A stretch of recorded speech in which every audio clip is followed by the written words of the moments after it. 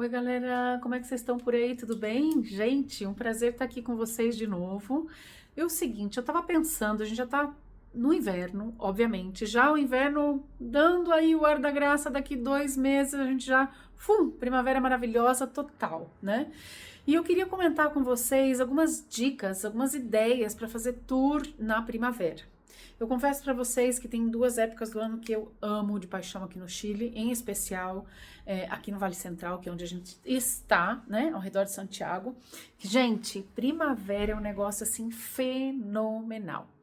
E aí eu tirei como algumas ideias para poder compartilhar com vocês de coisas que a gente pode desenvolver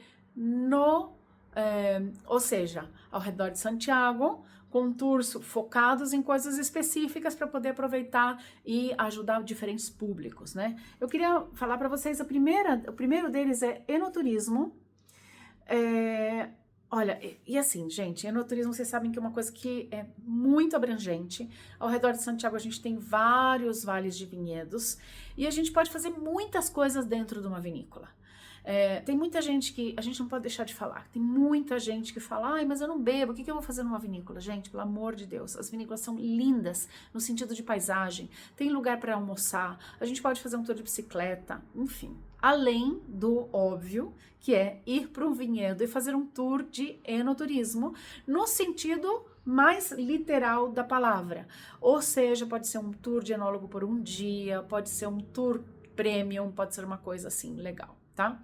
E aí eu queria pensar o que a gente pode fazer com respeito a esses vinhedos, porque a gente tem vinhedo com criança, vinhedo só para adulto, vinhedo com públicos específicos, por exemplo, públicos de pessoas que são expert em vinhos, que querem um tour mais específico, uma coisa mais bem desenhada, ou simplesmente aquele que é o turista que está perdido, que não sabe exatamente o que fazer e vai num vinhedo assim só para conhecer e ter uma noção do que é aquilo.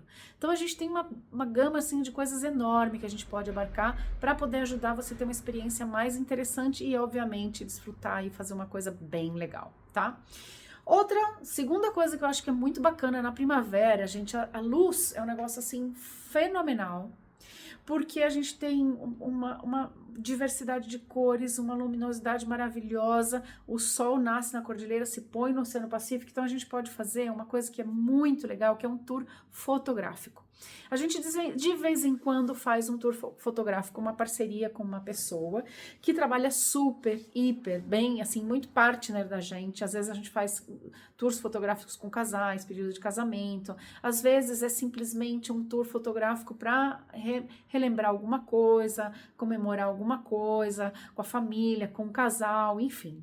E aí eu queria levantar alguns pontos interessantes com respeito a essa questão do tour fotográfico, porque a gente pode abarcar várias coisas. Também pode ser um vinhedo com fotografia, pode ser um tour de praia com sunset, pode ser um tour de cordilheira, pode ser um tour gastronômico com uma parte de fotografia.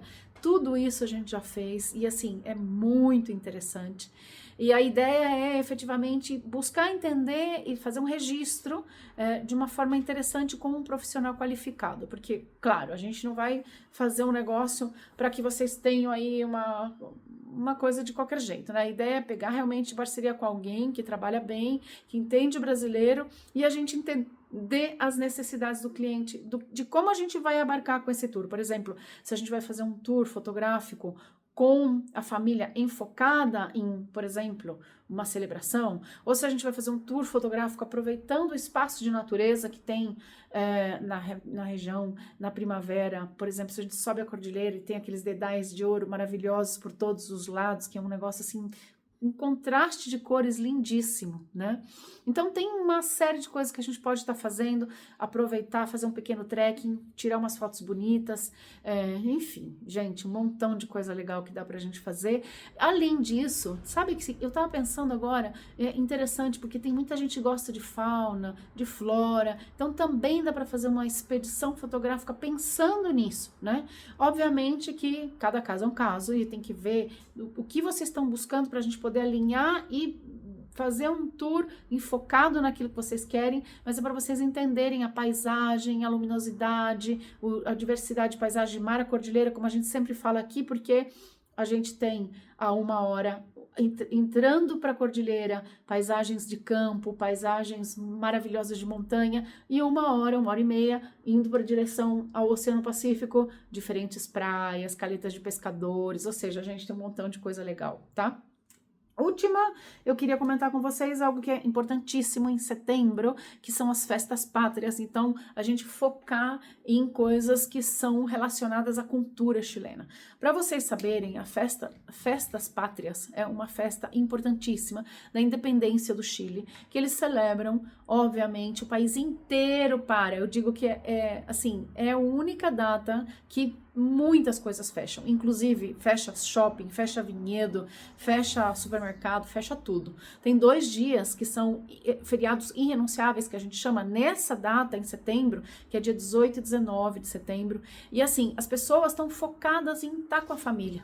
Então, o que eu acho que é bacana para vocês poderem explorar nessas datas, eu sempre sugiro, vaiam entender a cultura chilena, vayam para as festas, vayam para as ramadas, que são as festas que acontecem nos parques, e aí vocês vão entender um pouco dessa cultura tão linda, tão espetacular, e gente, assim, comer bem, uma boa gastronomia, provar as bebidas típicas, conhecer as danças folclóricas chilenas, tem vários parques, várias festas, em vários lugares no país, e saibam que é uma festa muito familiar.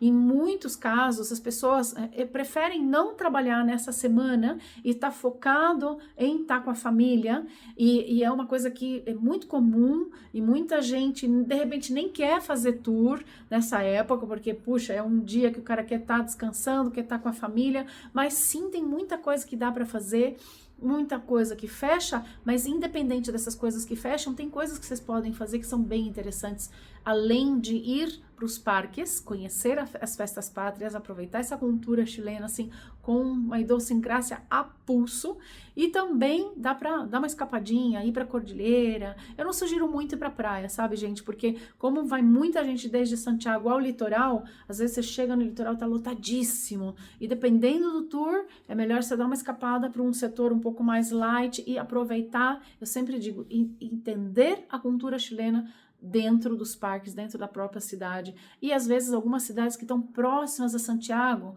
essas festas que tem, por exemplo, relacionadas com a cultura chilena, com a cultura guaça, com o campo chileno, e fazer coisas assim que são extraordinárias, tá bom? Então fica aí essa dica para vocês, desses 3 tipos de tour, para que vocês possam aproveitar na primavera que está chegando, e contem com a gente de Mar à Cordilheira, um pouquinho de tudo, para que a gente possa fazer um tour bem legal, ou não, ou ajudar vocês a entender esse território. A gente se vê por aqui, pessoal. Obrigadão. Tchau, tchau.